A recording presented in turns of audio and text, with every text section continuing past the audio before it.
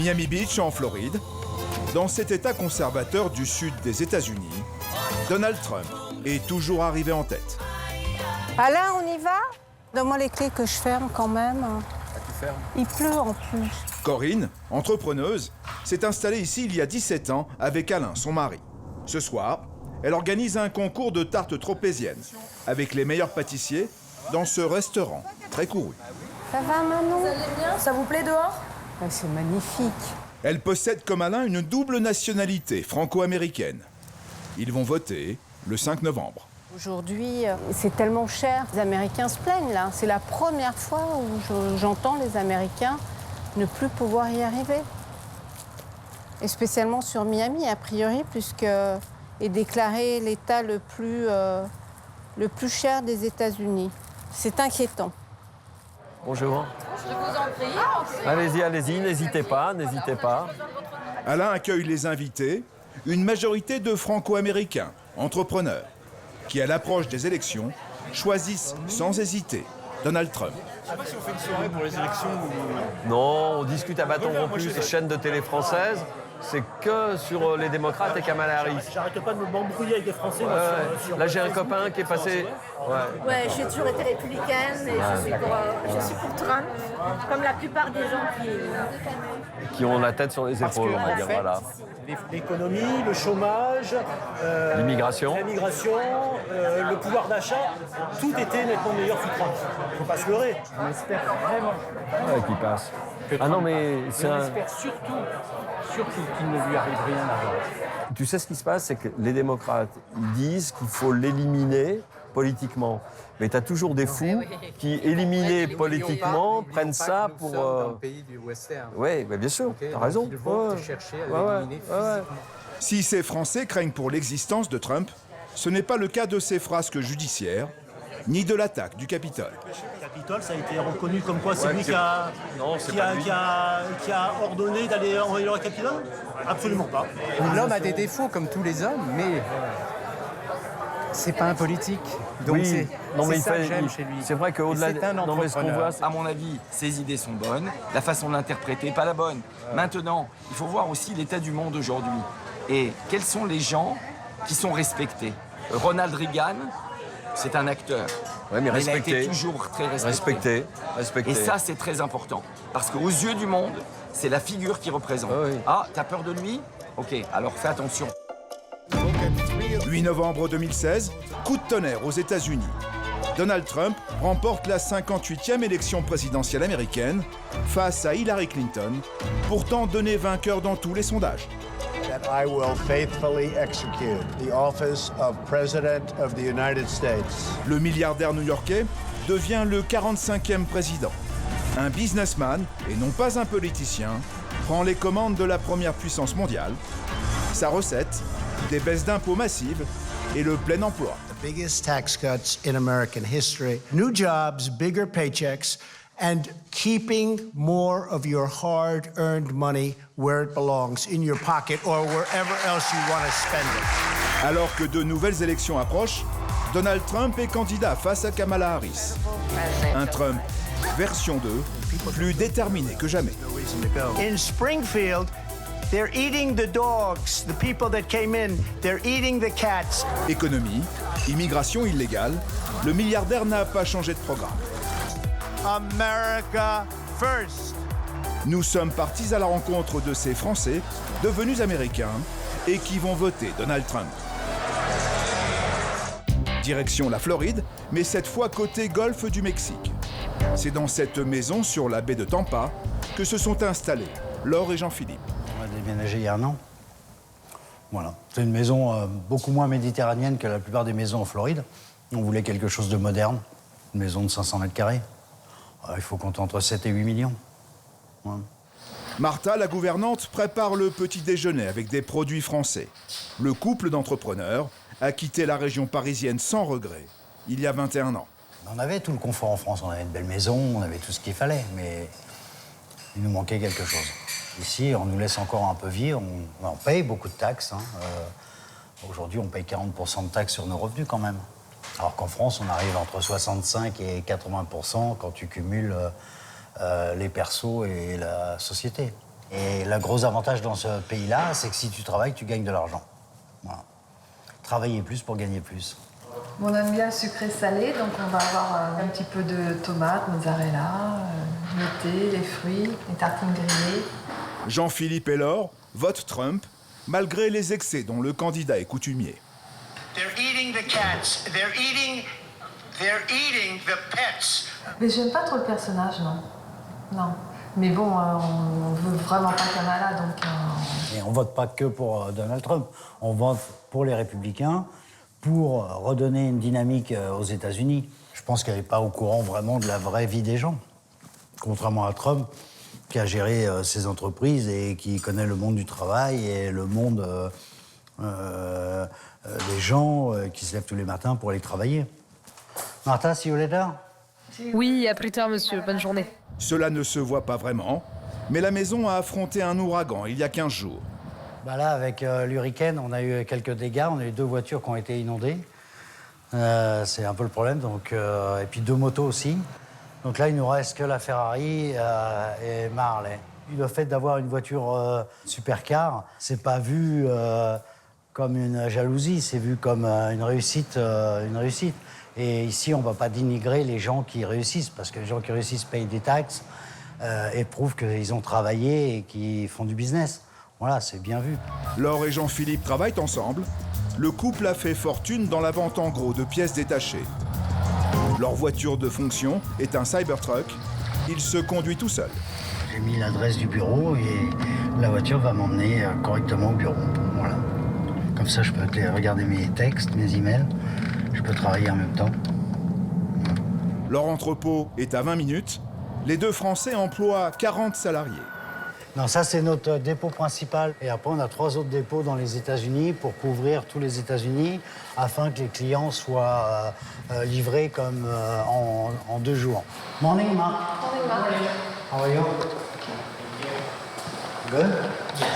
Did you fix the problem for the shadow? S'il est élu, Donald Trump va taxer à hauteur de 60% les importations chinoises, 20% pour le reste du monde. Une bonne chose pour Jean-Philippe. Trump est quand même beaucoup plus orienté sur le business, avec aussi une politique de réindustrialisation des États-Unis et éviter que toute la production parte en Asie ou à l'étranger. En faisant plus d'argent, tout le monde aura plus d'argent et l'économie marchera beaucoup mieux. Si pour ces Français, l'économie est la préoccupation numéro 1, c'est également le cas de 93% des électeurs Trump. Personne ne veut entendre Kamala Lala. On a besoin de quelqu'un de fort qui peut diriger ce pays. Pas un politicien, mais un businessman qui aide les petites entreprises et réduit les impôts. Las Vegas, début du mois, la ville aux 120 casinos accueille Donald Trump. Le 45e président et peut-être 47e se présente à la foule avec une bonne heure de retard.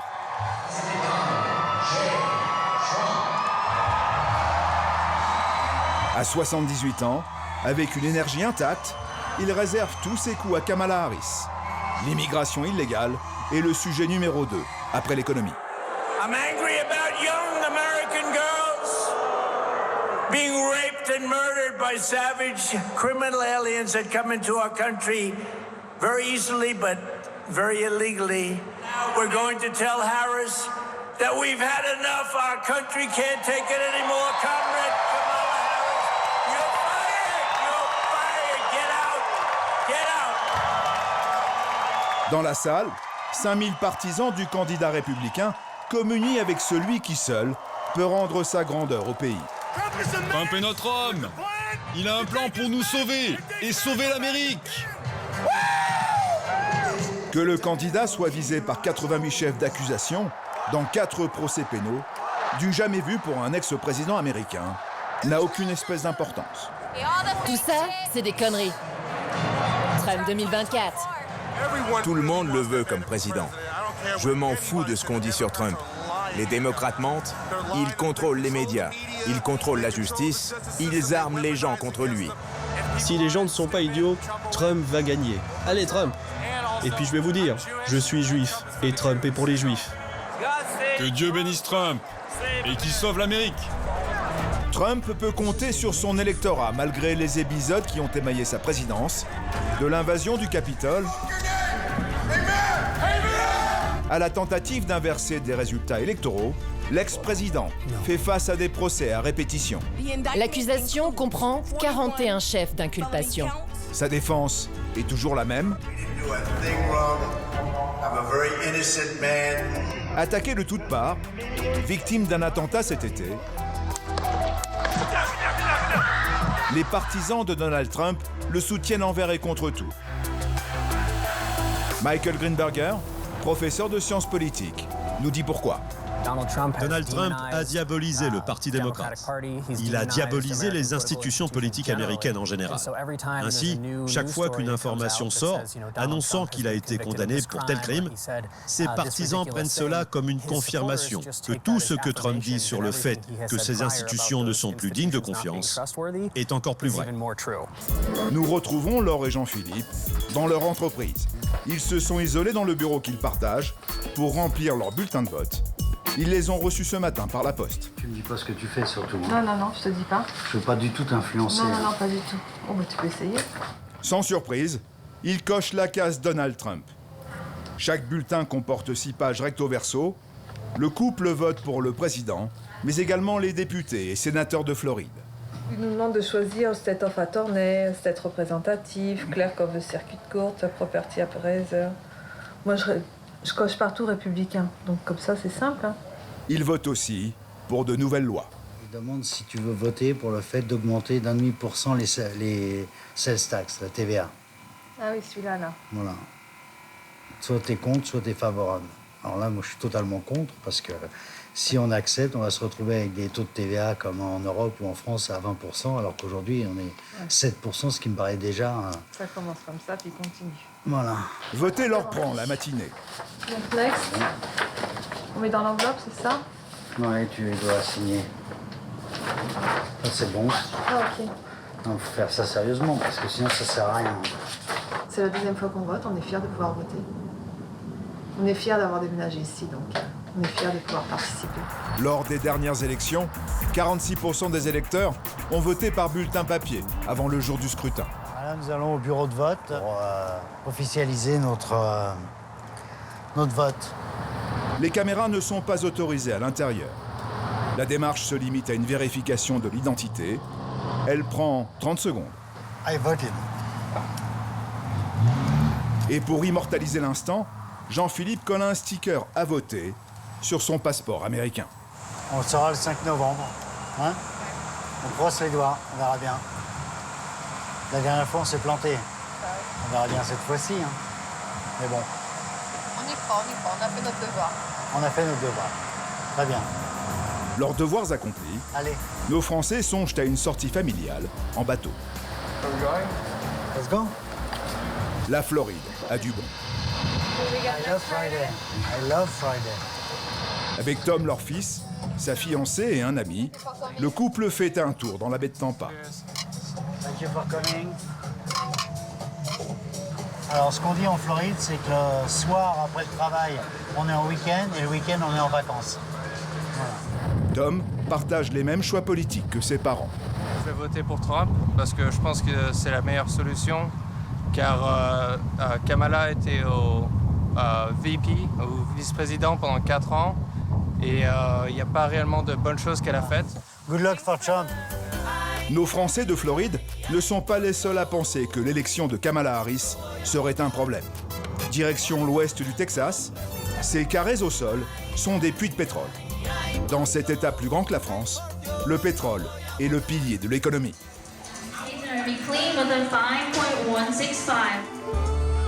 Andrews, 10 000 habitants. Ce samedi, en plus du rodéo, un rassemblement d'électeurs pro-Trump s'organise. Bonjour, ça va la famille? Salut les filles, ça va? Je suis né républicain. Et je suis là pour que Trump revienne à la Maison-Blanche. C'est Marcy, une entrepreneuse locale, qui l'a mis en œuvre. On est là pour soutenir le président Trump dans sa réélection. Ici, on vit du pétrole et il nous soutient. Kamala a dit qu'elle interdirait la fracturation hydraulique. Elle est contre l'industrie du pétrole et du gaz. Son élection détruirait notre communauté. Vous êtes prêts? Oui, c'est bon. Allons-y. Je crois qu'on a tout le monde. Au programme, une parade automobile dans les rues de Andrews. Et toute la ville est au rendez-vous.